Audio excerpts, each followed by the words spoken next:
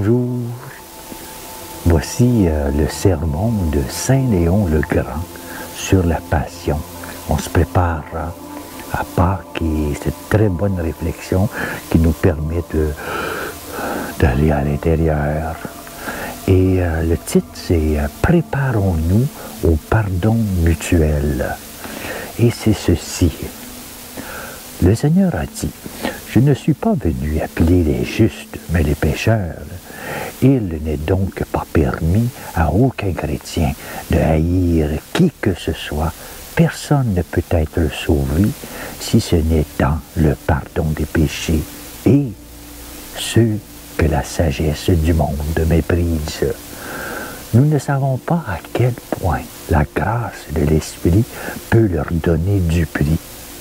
Que le peuple de Dieu soit saint et qu'il soit bon.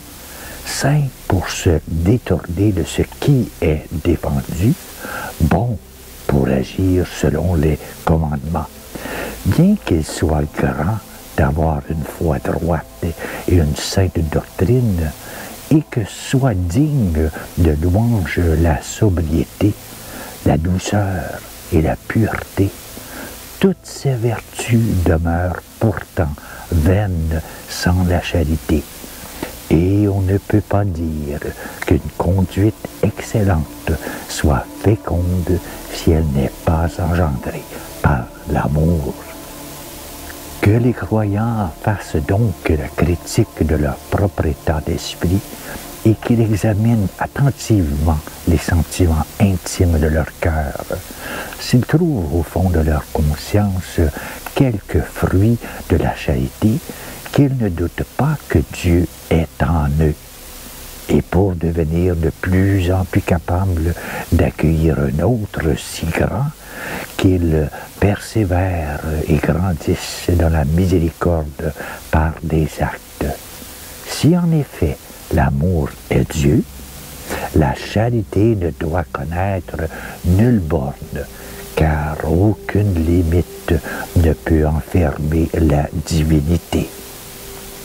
Pour traduire en acte ce bien de la charité, mes frères, il est vrai que tous les temps sont bons, et pourtant, les jours que nous vivons nous y exhortent particulièrement.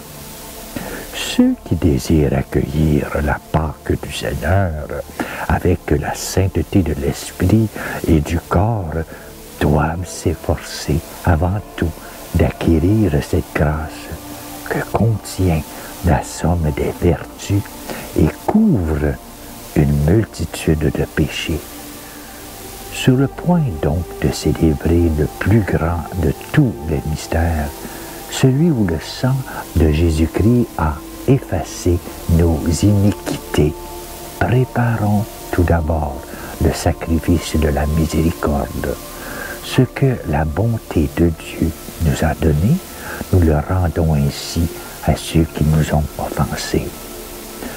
Que les injures soient jetées dans l'oubli, que les fautes ignorent désormais la torture et que tous les offenses soient libérés de la peur de la vengeance.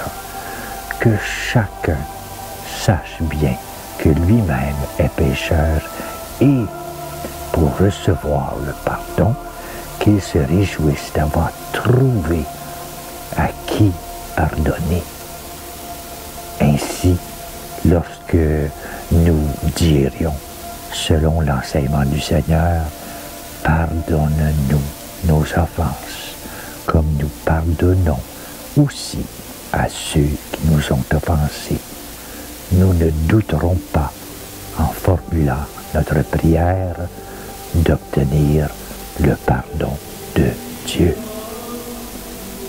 Voilà, c'est beau, hein?